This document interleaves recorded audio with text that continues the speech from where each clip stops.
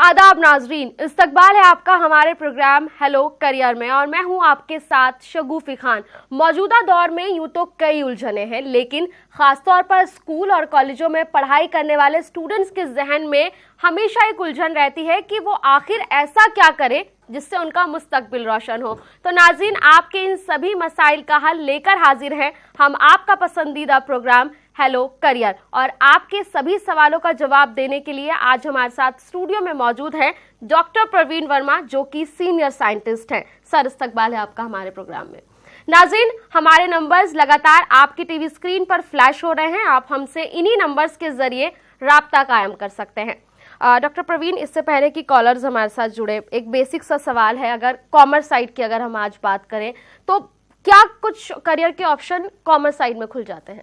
Commerce के options 12th के बाद ही, +2 के बाद ही काफ़ी सारे खुल जाते हैं।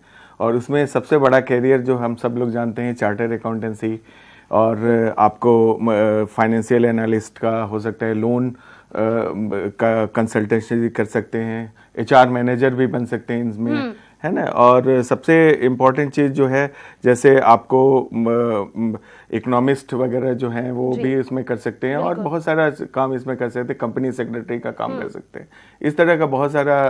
मतलब डॉक्टर प्रवीण, ये माने कि काफी सारे करियर ऑप्शन कॉमर्स साइड के लिए हैं, लेकिन एक ये भी चीज है कि कुछ जो बच्चे हैं जैसे निराश हो जाते हैं कि कुछ मार्क्स से वो रह जाते हैं, तो उनके लिए, बच्चों के लिए क्या कुछ ऑप्शन है? और इसी में अगर मैं एक चीज ऐड करूं, वो ये कि जैसे बच्चे हैं वो बीकॉम कर लेते हैं, बीकॉम रेगुलर नहीं करना चाहते, कॉरेस्पॉन्डेंट से करते हैं, तो क्या कुछ, अगर कॉरेस्पॉन्डेंट से करते हैं तो साइड में क्या ऑप्शन उनके पास रहता है करने के लिए? इन सारे कोर्सेज के बारे में जो बता रहा हूँ मैं, जैसे आपको चार्टर्ड अकाउंटेंसी का कोर्स है या कंपनी सेक्रेटरी का कोर्स है, तो ये एक institute of company secretaries in India, और जो उसी तरह से चार्टर्ड अकाउंटेंसी के लिए भी institute of chartered accountancy in India, ये यही दो ऑर्गेनाइजेशन है जो इनको करते हैं। और इनमें मार्क्स का बहुत ज्यादा फर्क नहीं पड़ता। अगर आपने +2 करने के बाद आप अगर उसमें जा रहे हैं, तो +2 करने के बाद आपको जो है वो एक फाउंडेशन कोर्स करना पड़ता है, वो करीब 1 साल का है, और उसके बाद से आप जो है इस फाउंडेशन कोर्स के बाद आप बिल्कुल जा सकते हैं चार्टर्ड अकाउंटेंसी या इन सब चीज़ों में। और इसके लिए बहुत मार्क्स, जो आपने बोला, वो मार्क्स बहुत ज़्यादा मैटर नहीं करता, क्योंकि जो अगर आप कॉमर्स साइड के हैं तो आपके लिए 50% मार्क्स इज गुड इनफ, आपके लिए कोई प्रॉब्लम नहीं है। बट अगर आपको नॉन कॉमर्स बैकग्राउंड से भी इस फील्ड में आप आ सकते हैं, उसके लिए आपको 60% मार्क्स होना जरूरी है BSc लेवल में।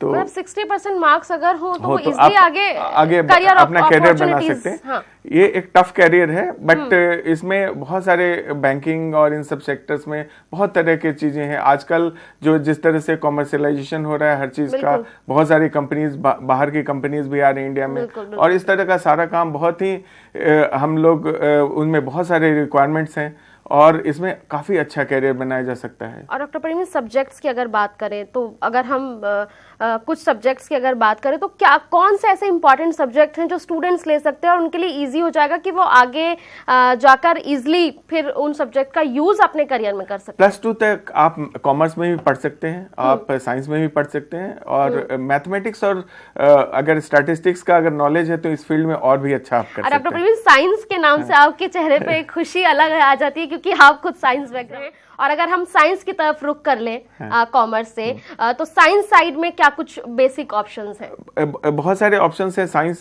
साइड में भी। जैसा पिछले हफ्ते में भी मैंने बताया था कि बहुत सारे ऑप्शंस आप इस पर ट्राई कर सकते हैं, जैसे फार्मास्यूटिकल इंडस्ट्रीज में, और आप हायर स्टडीज में भी कर सकते हैं। आप बहुत सारे जगह पर आप आजकल डायग्नोस्टिक लैबोरेटरीज और इन सब चीज़ों में बहुत सारे अभी अपॉर्चुनिटीज आए हैं, जिनमें आप बहुत आगे बढ़ सकते हैं। अगर हायर स्टडीज करना चाहते हैं उसमें तो बहुत ही सारी नए फील्ड आ गए हैं, बायोटेक्नोलॉजी है, बायो इन्फॉर्मेटिक्स है, इन सब तरह के बहुत सारे फील्ड आ गए हैं। फिजिक्स केमिस्ट्री वाले भी बच्चों के लिए बहुत सारे अपॉर्चुनिटीज हैं, जिनको इनफैक्ट फिजिक्स, केमिस्ट्री और मैथमेटिक्स वाले किसी भी फील्ड में जा सकते हैं। उनका बायोलॉजिकल साइंसेज में भी उतना ही इस्तेकबाल होता है जितना आपको बायोलॉजी, प्योर बायोलॉजी में पढ़ने वाले हैं उन लोगों का। तो अगर जैसे साइंस की, जैसे आपने हमें बहुत सारी नॉलेज दी डॉक्टर प्रवीण, और इससे अलग हम अगर जाएं तो साइंस में क्या कुछ ऐसी चीजें हैं कि अगर एक बीकॉम बच्चे ने किया है और वो बाद में साइंस साइड का रुख करना चाह सकता है, कि ऐसा हो सकता है कुछ ऐसे सब्जेक्ट्स लेकर?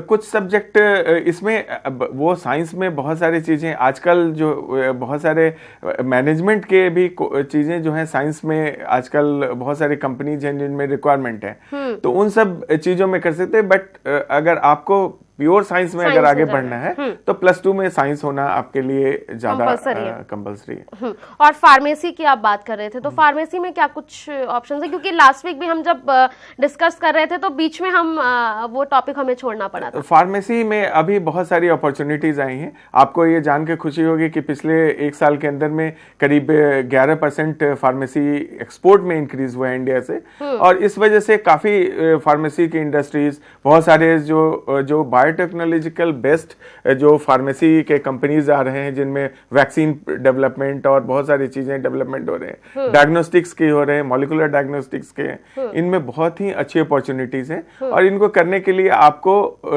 थोड़ा सब्र करना पड़ेगा। +2 के बाद आपको थोड़ा हायर स्टडीज या बहुत सारी चीजें। आप एक और फील्ड है जिसमें बहुत अच्छे +2 के बाद जा सकते हैं, वो फिजियोथेरेपी जो है। अगर आपका मेडिकल और इंजीनियरिंग में नहीं आपका होता है, फिजियोथेरेपी या इस तरह से paramedical sciences, medical transcript studies, इन सब चीजों में आप बहुत अच्छा अपना करियर बना सकते हैं। अब फार्मेसी में आपने बोला कि सब्र की जरूरत है, तो क्या कुछ लंबा एक प्रोसेस है?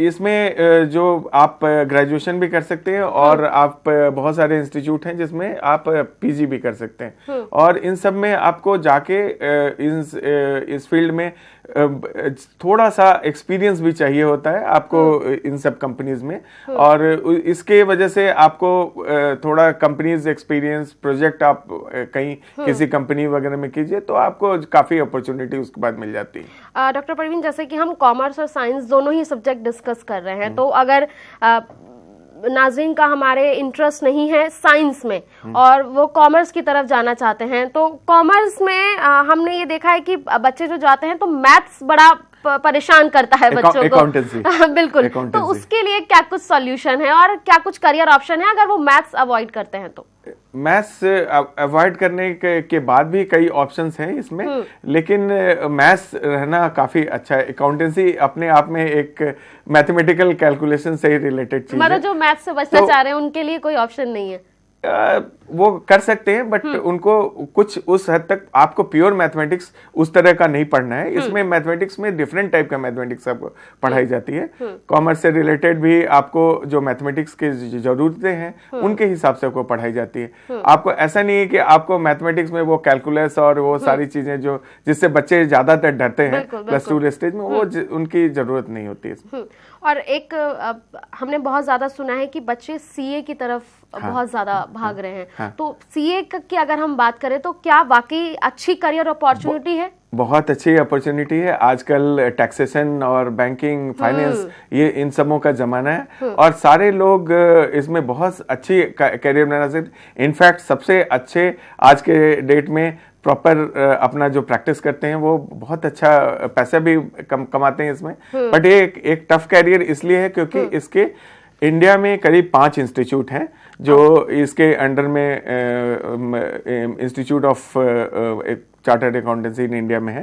वो इंस्टीट्यूट जो है वो कलकत्ता, दिल्ली, कानपुर, चेन्नई और मुंबई में है। तो इन सब इंस्टीट्यूट में कहीं भी, उसके अलावा 81 करीब सैटेलाइट सेंटर्स है जहां पर ये लोग इस पे की पढ़ाई कर सकते हैं।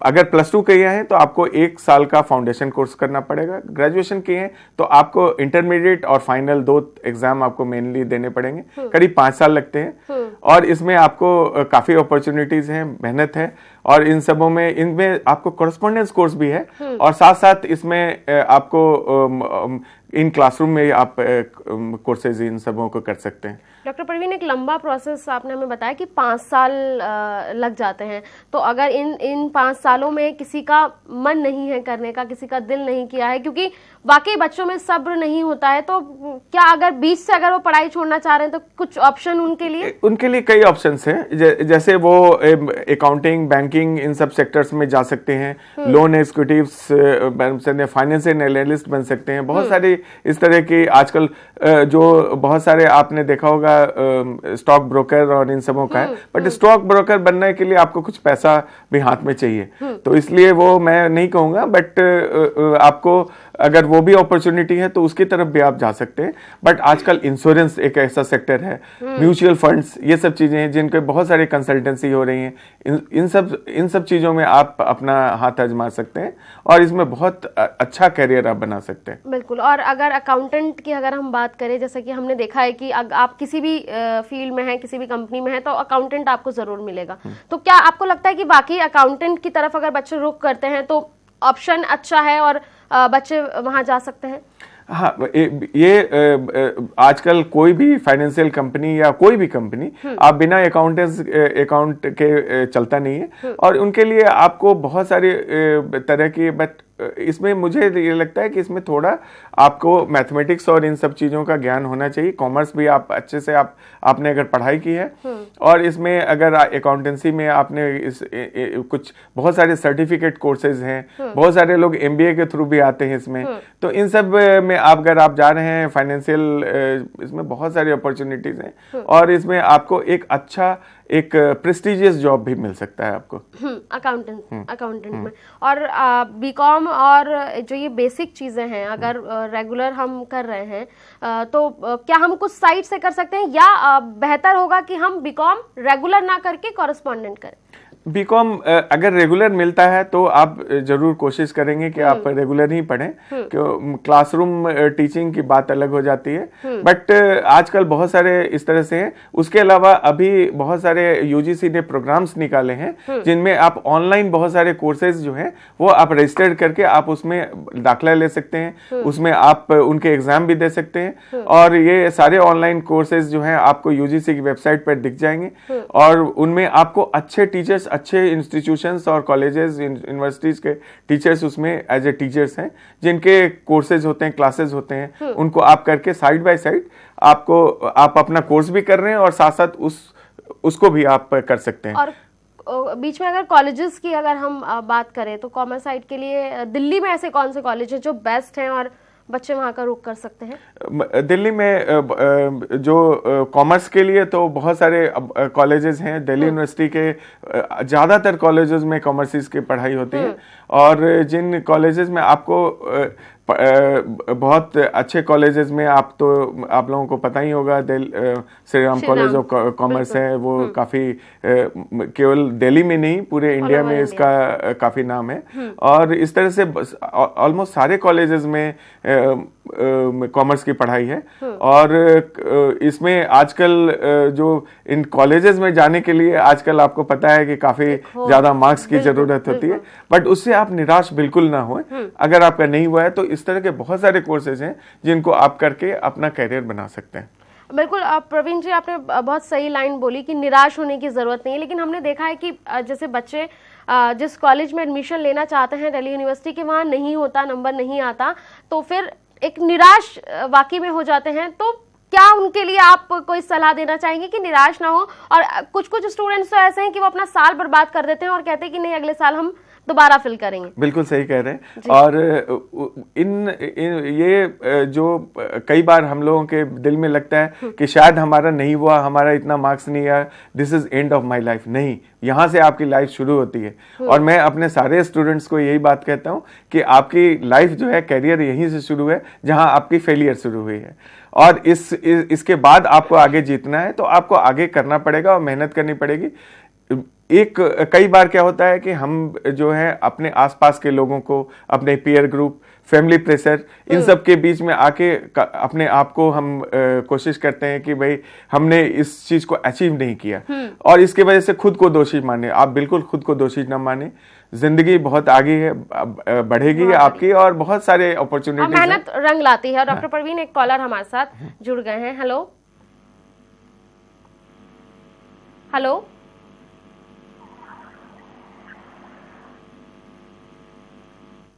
शायद किसी वजह से उनसे राब्ता हमारा नहीं हो पाया। जी हेलो।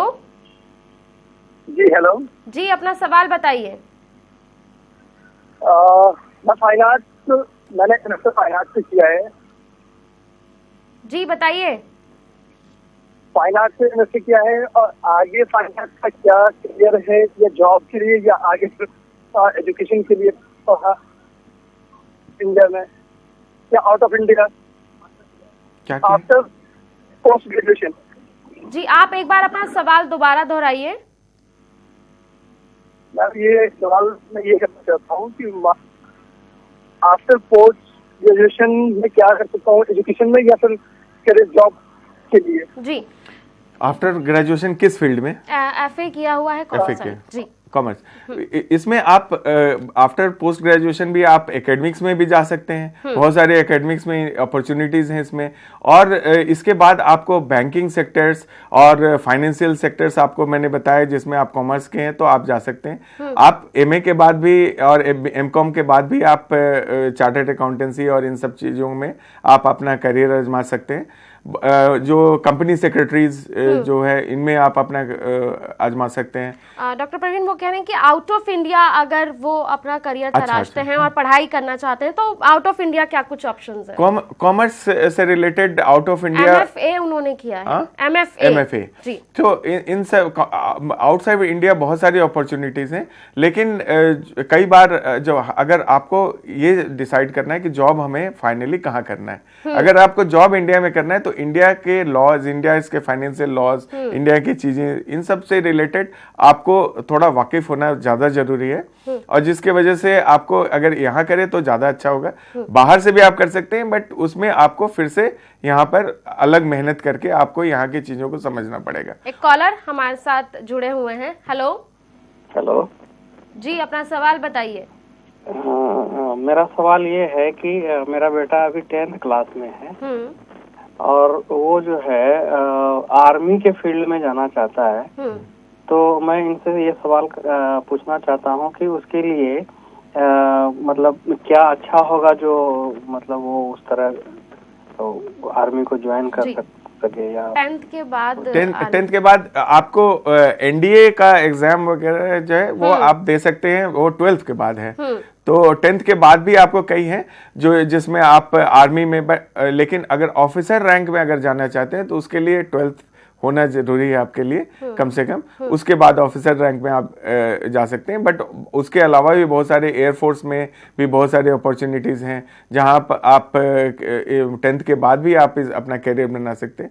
बट मेरे हिसाब से आप बहुत अच्छा रहेगा कि अपने बच्चे को 12th पहले कराएं, क्योंकि उसके बाद से कई अपॉर्चुनिटी खुली रह जाती हैं आपके सामने, तो खुल जाती हैं। तो उससे आपको कई तरह के इसके आप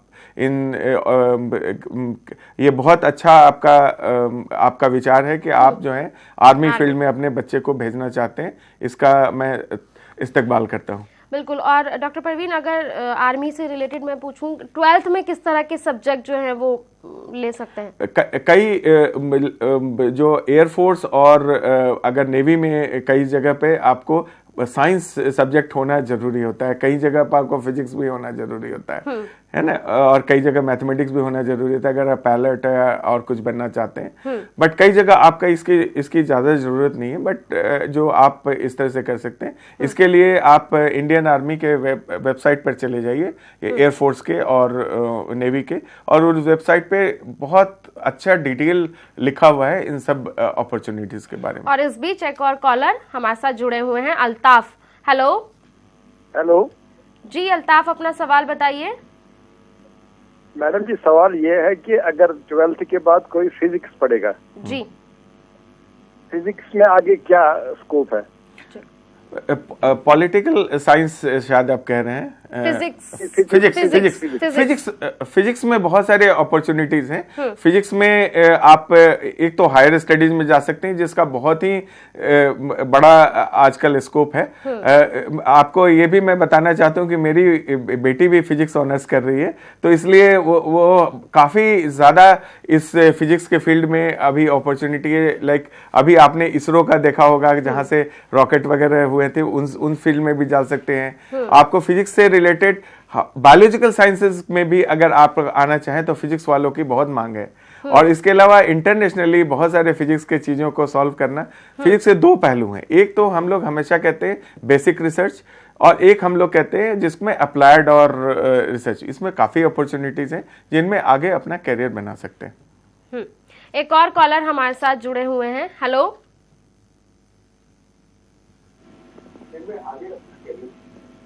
हेलो हेलो जी, अपना सवाल बताइए। जी मैम, मैं पूछना चाहता हूँ, लड़के ने आईटी में किया हुआ है, इंजीनियरिंग की हुई है, तो इसका आगे के लिए क्या मैं पूछना चाहता था सर से। जी, इंजीनियरिंग सर की हुई है, आगे करियर ऑप्शन। इंजीनियरिंग में बीटेक किया हुआ है?